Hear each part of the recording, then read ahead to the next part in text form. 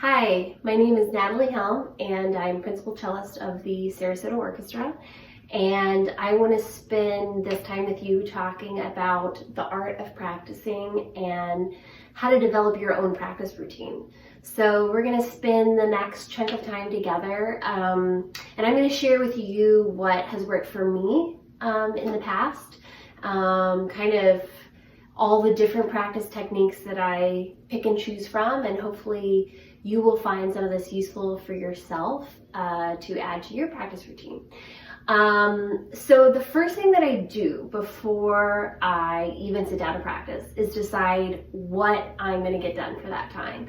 Because the worst feeling in the world is kind of sitting down, not knowing what you're trying to accomplish, not knowing what to do, and then you kind of get nothing done, and then you're really bored, and then it's your lesson time or your audition time or your performance time, and you're like, ooh, I don't really know what I did. So what I like to do is have a purpose before I begin my practicing session. And sometimes if you are anything like I was, there's some cramming going on before a lesson or a performance, and we want to make the most of that time, you know? And so having that purpose and that idea of what you need to get done is so key.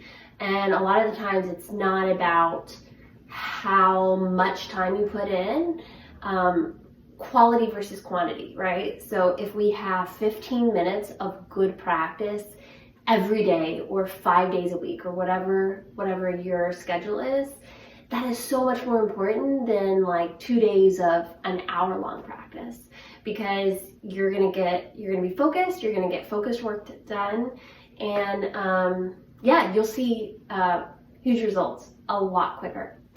So yeah, so when I sit down, I always have a purpose. That's my first idea. And then I make sure I have all the silly little tools that I need so that I don't have to get up from my chair, or if you play violin or some instruments that you don't sit down for, that you don't have to walk away from your practice area. Having a designated practice area really helps me as well. So those tools that I have is, number one, a pencil and a good eraser, because anything you do in your practice session, the more you write into your music, the more notes you take, the more information you're going to retain, so that when you come back to your next practice session or when you go to your lesson, you're not kind of forgetting what you worked on. So the more notes you can take and the more info you put into the part, the better. So always have a good pencil, a good eraser. Something as simple as prepping your instrument in the best way possible. So for a string instrument, I always wipe off my strings after I play, but if you didn't, wiping off your strings before you practice for the next time makes a huge difference. Some of the stuff that you are like, why does this sound weird or crunchy, is just from you not, or from one not kind of preparing their instrument.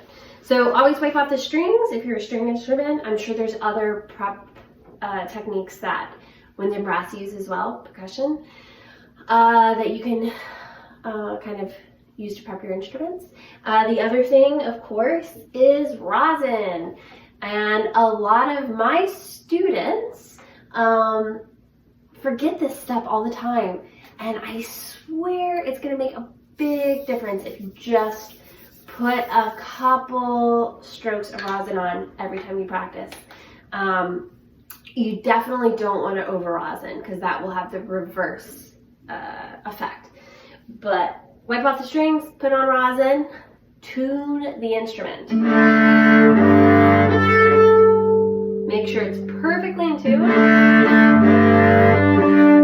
because you can do a lot of intonation work, and then if it's not in tune, you kind of would have wasted your time. So go ahead and make sure it's perfectly in tune. All right, so we've done that. We have our pencil and our eraser.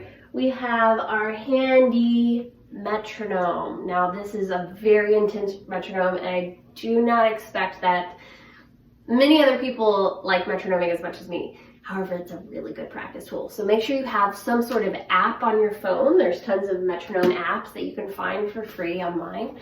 And a tuner. Now this machine has a drone, which I'll talk about later, but having a metronome and a tuner, which you can also find online for free, an app for your phone, is super important. And then have all the music that you're going to need. I personally am starting to put everything on my iPad. If you have an iPad, there's a really great app called Fourscore. You can put all of your repertoire into that digitally. And it also has a tuner app and a metronome app built in. And if you have the pencil, you can also make notes on your score. So that's super helpful. Again, that's the Fourscore app that you can use to kind of put your music library together. Okay, so now we are ready to actually start playing your instrument. So you have to break up your practice session. Now I don't care, I tell my students, even if you have 15 minutes, you need to spend time warming up, time on your technique, and then time on your repertoire. So I would rather, if you just have 15 minutes, spend 5 on scales and arpeggios, 5 minutes on etude, and 5 minutes on rep, rather than trying to cram 15 minutes of just your piece in. Because the work that you do on your scales and arpeggios and in your etude technique is going to translate to whatever repertoire you're playing. It will translate to your orchestra repertoire, your chamber repertoire, your solo repertoire, any of that. The work you do at the beginning is very important. So if you only have a little bit of time, always do your scales and your warm-up. Very important. So the way I divide up my practice time is scales and arpeggios for my warm-up. Then I do whatever etude I'm working on at that time. So for stringed instruments, it can either be a right hand, so like a bow etude, or left hand etude. For other instruments, I'm sure you have that information readily available. If not, there's so many great etudes on YouTube and master classes that you can look up that information online. Okay, and then you go to your repertoire. So any rep that you're working on, whether it's orchestra, solo, or chamber music rep. Now, if you have time at the end, throwing in a little bit of theory is always super useful. And something else that we're going to talk about is the practice that you do away from the instrument, which includes learning about the piece, learning about the composer, where it came from, listening to as many recordings as you can gather, score study, all of that stuff. So we'll get into that. But yeah, let's start with scales and arpeggios. So this is something any instrument and any level and any age is going to really benefit from, is knowing your scales and your arpeggios. So the way I personally, because I'm not going to say how many years I've been playing / practicing, but let's just say I started violin when I was 3 years old. So that's a lot of years of scales.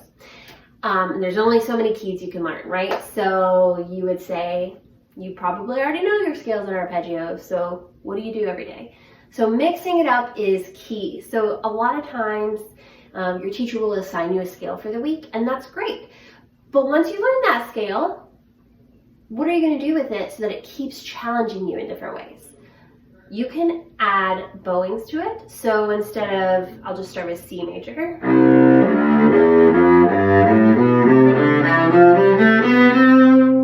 All separate. Let's do 2 slurred.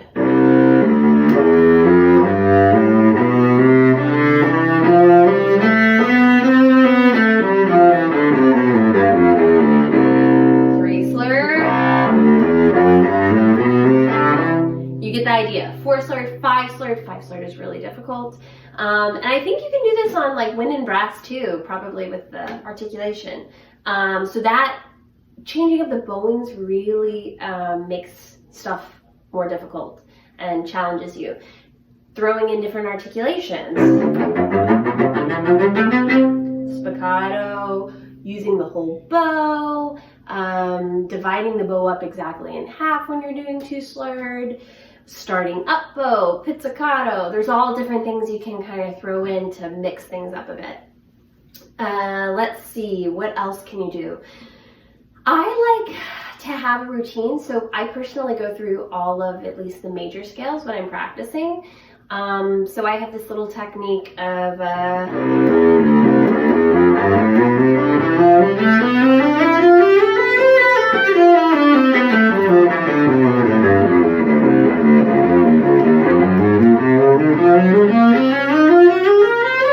so you get the idea, you keep going through all of the keys. Same fingering pattern, same routine, and then you can go through all of them. Now, the problem with that is sometimes I zone out, and then like 10 minutes later when I'm done, I'm like, ugh, what did I just do? And so it's good to engage your brain and have different bowings or rhythms or something like you could do.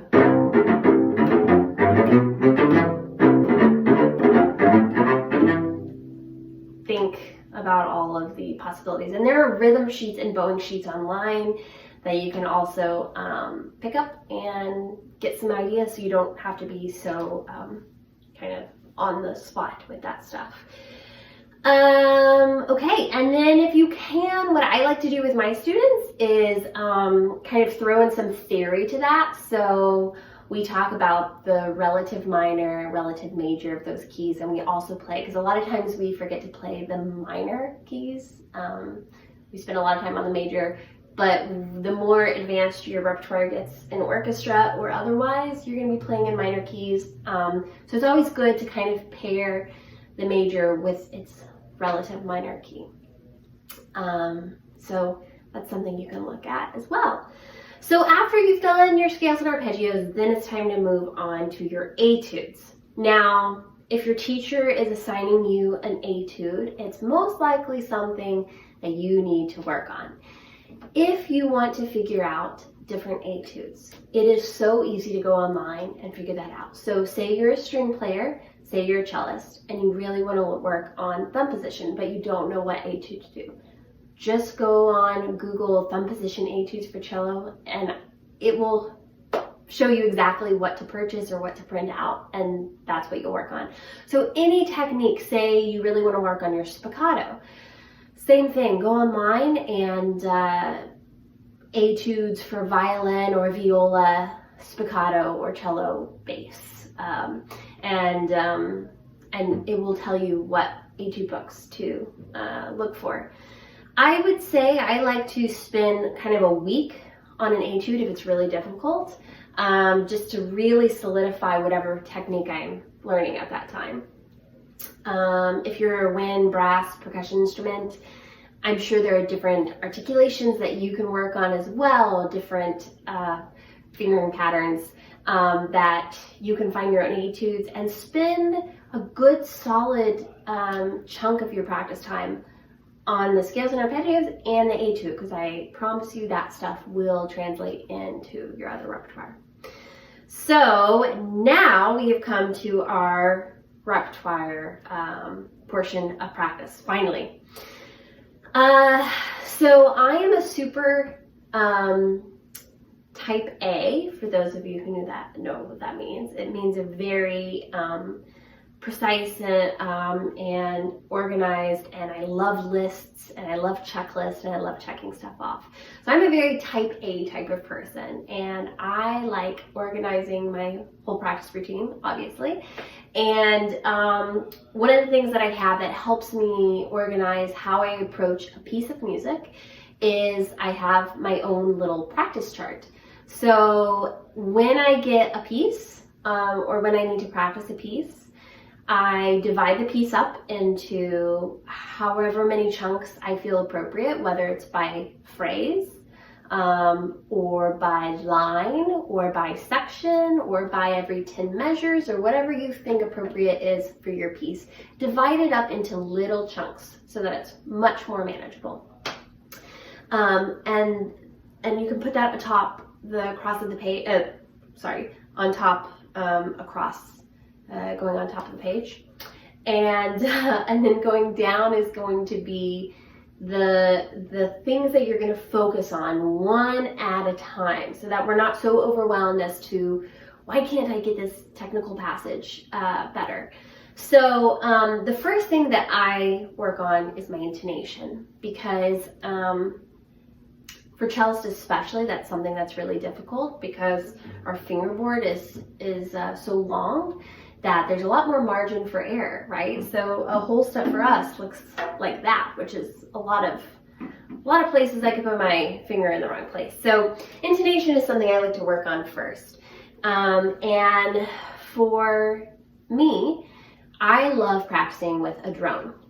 So I'm going to pull out my handy dandy measuring here, and I'm going to show you what it looks like to tune a passage to a drone. So let's see, we'll turn on, yep, C. So that's a C drone. I'm just going to do a C major arpeggio and tune it to the C.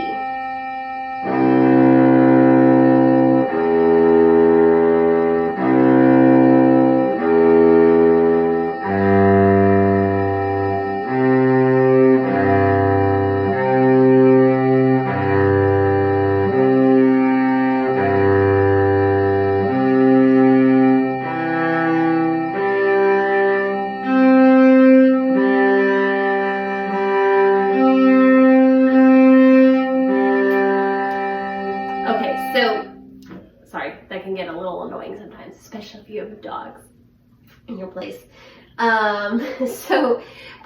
If you noticed, you never adjust the pitch. So even if you're playing a wind or a brass instrument, if you have played a note that is out of tune, you don't want to adjust the pitch, because you're then training your brain that this is how I go from, let's say, a C to an E. I put my finger here, or I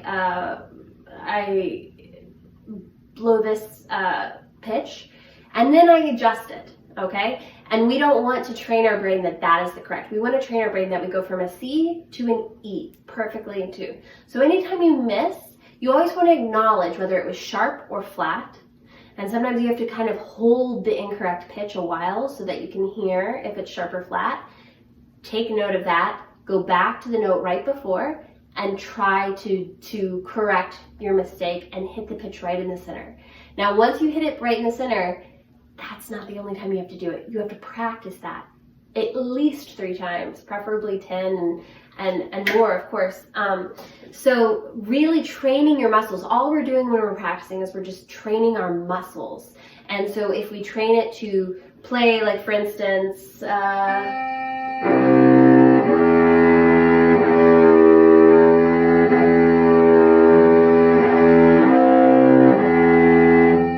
sharp, right? I don't want to adjust the pitch. I just want to correct it and then practice that correct interval. So that's the way I practice intonation on passages, very slowly. This super intricate work will make a huge difference when you go back into context with that passage. So even with a C major arpeggio, if we do that very precise work, that will pay off for the next day and the day forward after that. Okay, so that's drones. Tuning, you can also use a tuner. And of course, if you don't know how those work, go and download a tuner app, free. They're great. The little, whatever you call it, the tab in the middle is going to show you whether you're sharp or flat, so that you can kind of train your own ear, and drones will probably be easier after that. So that's really helpful as well.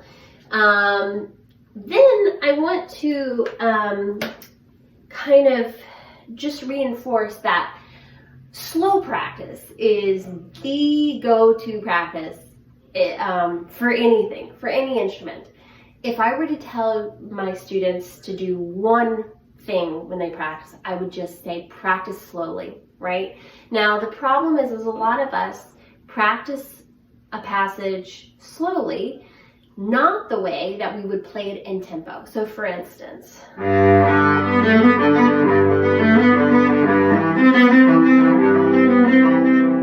in order to play at tempo,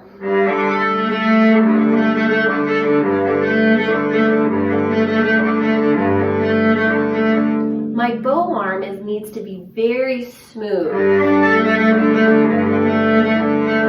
And my bow arm is at one angle and my wrist is kind of doing it. Now, if I were to practice that super slowly, I'm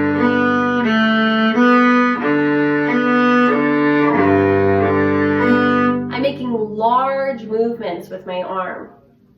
That, if we practice slowly like that, the problem is in context, we're going to want to do, because that's what we've been practicing. So what we have to do is we almost have to play it closer to the tempo to figure out what we need to do. We need to use less bow. We need to use less movement in order to get this passage at tempo. So when I'm practicing it slowly,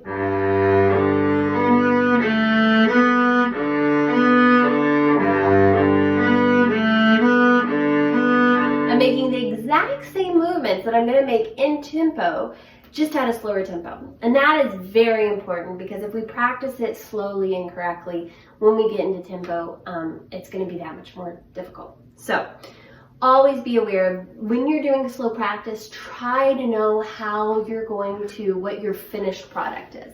Okay? The next thing I can, if I could impart one thing of knowledge, is metronome work. Rhythm is so important.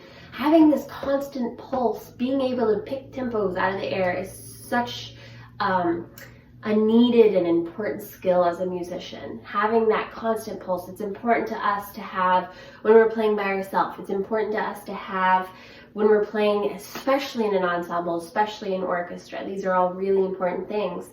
And something like when we listen to the radio, when we listen to pop music, they always have these incredible percussion drum beats behind them, right? Or electronics that kind of keep that pulse for us. But there's a lot of times that we don't have that in classical music. And so we have to be our own, we have to have our own inner pulse as we're going. And honestly, the only way to train that is to use the metronome. So I can't stress that enough. Get a metronome app on your phone or on your iPad or computer, or get a metronome if you have one yourself, and just put it on. And there's so many different ways that you can do it. So you can practice, let's see. Let's start with, whoops.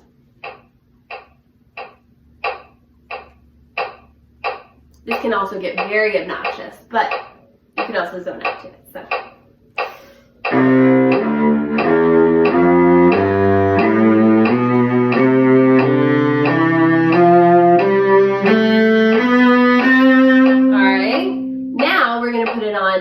Every two notes.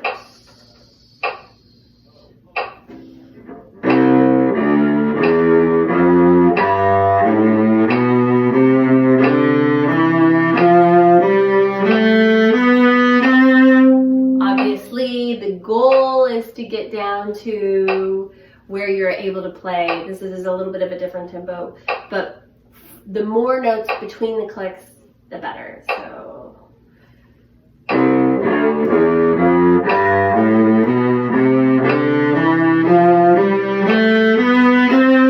The key to good rhythm is subdivision, okay? And I'm sure you've heard that a lot, but subdivision just means to constantly have a little pulse inside of you at all times. Be dividing whatever note you're playing into the smallest division possible.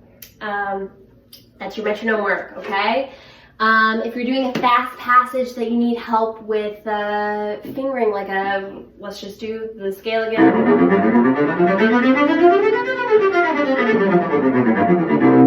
Struggling with that? Adding rhythms to it.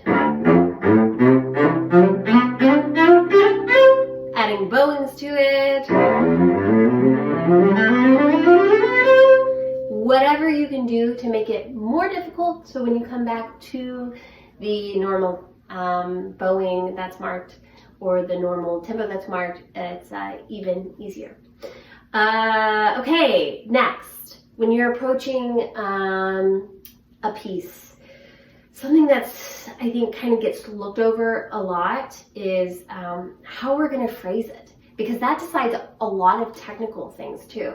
So, and hopefully if you play wood and brass, you'll be able to equate this to your own instruments. But let's see, let me think of something. Okay, so let's go back to the Bach. So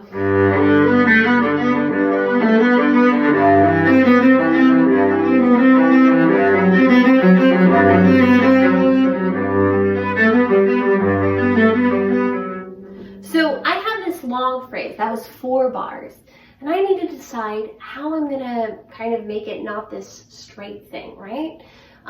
So I play it straight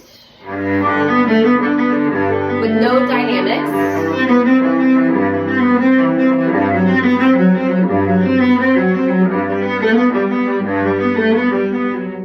I decide what harmonies I like, because that's what music is it's kind of the tension and release of different harmonies. So a lot of times the ones that we either really don't like or the ones that we really do like are the ones that we want to personally bring out. So for instance, I really like the That's Okay.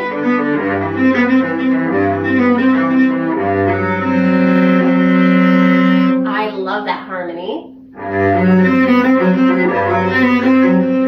So I want to bring that bar out. And then this one, everything goes back to normal. So I bring back the dynamic there. So I bring out the ones that give me tension, and then I release the ones that kind of tell me that everything has gone back to normal. So what I'm saying is, one of the things that you need to do when you dive into a piece and you're about to practice is choose how you want to phrase it, because that will tell me also, I don't know if you noticed, but I needed to use more bow for the bar that I wanted to bring out. So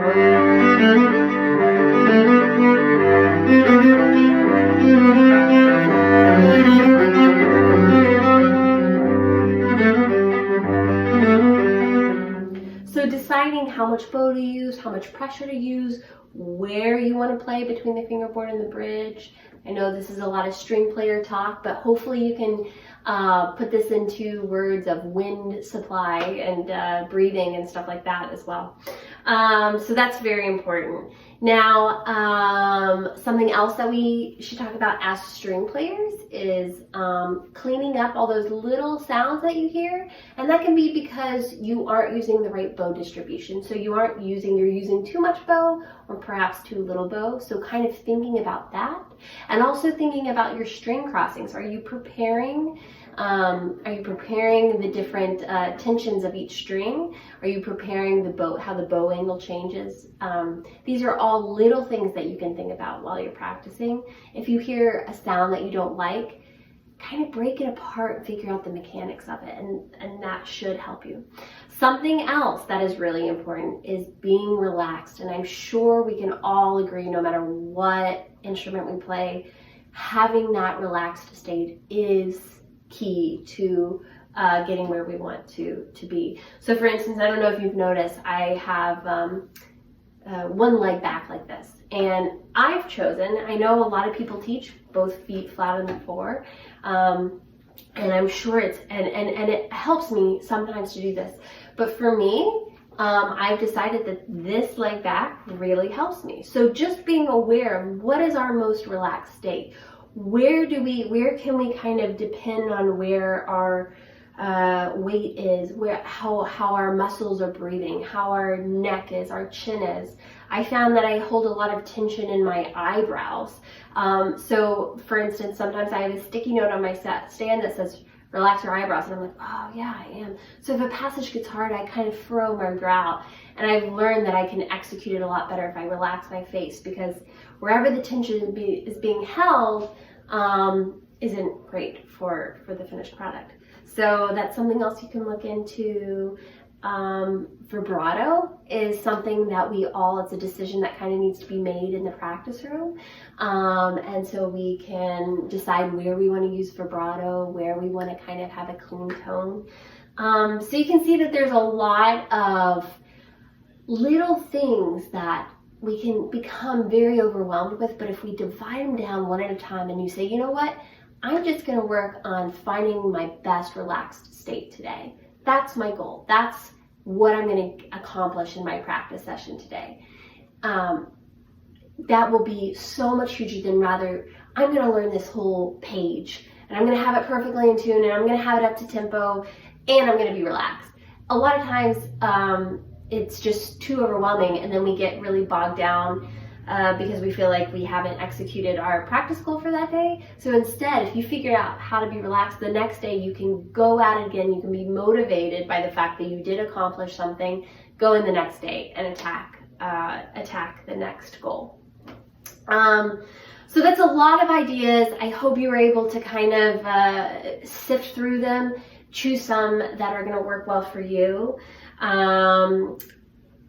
Another thing that's really important that I do want to mention, a really great practice technique, is called the smallest achievable perfection practice. And for instance, if you're taking any piece, any passage, but if you take the smallest amount or the thing that's giving you the most trouble and you say, you know what, I'm just going to perfect this bar today. I don't care what it takes. Put the timer on for 5 minutes and I want you to just figure out everything about that bar or everything about that shift or whatever it may be. And I want you to kind of just focus on it. And as soon as you start to get kind of unfocused, walk away, step away, go take a break, go do something about it. And then you come back and you work on that. And that's called the smallest achievable perfection practice, where you just focus and you perfect that bar. And it is just the best feeling because that bar will sometimes, or that shift will sometimes just be like a roadblock for us. And as soon as we get through that, it unlocks so much success for that piece and for our playing and in many different ways and areas. So that's something that can be super useful as well. Okay, then the last thing that I want to mention is the work that we do away from our instruments is so important. So if you're prepping for an audition, let's say, or for, I don't know, for a performance, or if you just want to get better, if you're prepping for a lesson, the work that you do away from the cello, from your instrument, or from the cello, if that's your instrument, is just as important as the work you do at the instrument. So yes, this includes deciding what we're going to do once we get with the instrument itself, but I love to figure out where the piece came from that I'm playing, or who the composer is and what his or her story was and what was going on in their life, what inspired them to write this piece of music. Is this piece of music dedicated to someone important in their lives? And it becomes to humanize the music so much. Once you find out that a certain piece you're playing is a love song or something, it really changes your approach to how you play it and how you kind of make decisions based on that, even in your practice. So doing that practice and away from the instrument and figuring out little facts, little nuggets of information that can help you make decisions is really just as important as the decisions you make at the instrument. So like I said, you can figure out composer information, what year the piece was written. Maybe there was stuff going on in the world that kind of changed the musicianship of it. What country it was written in. There you can hear so much difference between German, English, French, Italian, and American music. There's all these different things. And you can go down rabbit holes for this and listen to other pieces that composer wrote or other pieces at that time. And you learn so much about it. Also, another really, really important thing is knowing how if you're playing in a large ensemble, say you're playing in an orchestra, knowing how your part fits in with the other parts. So you can get that two ways. You can get that by listening to just as many recordings as you can find of the piece. You can find them on YouTube, you can find them on iTunes, Spotify. The recordings are out there. Please go and listen to them and figure out how your part fits in, who you should be listening to while you're playing.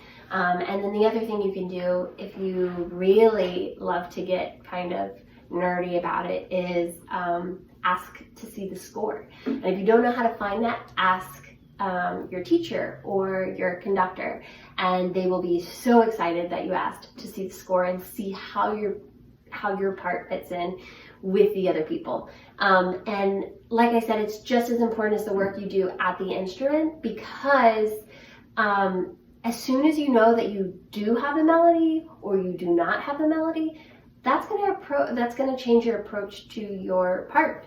And you can figure out dynamics and articulations and what other section in the orchestra are you playing with. Like maybe if you're a cellist, maybe you're playing with the bassoons, most likely you are, or maybe you're playing with the double basses, or if you're the violins, maybe you're playing with the flutes, and maybe the percussion is actually keeping the beat for us the whole time, and we could really cue into them and have the pulse made for us. So I hope this was helpful. I hope there was information that you can take and learn and use for yourself.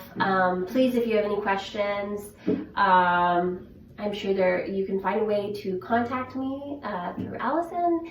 And I've really enjoyed all my practice techniques throughout the years. They've really helped me grow and kind of kept me engaged. And I hope they do the same for you. So thanks so much for watching, and have a good practice day.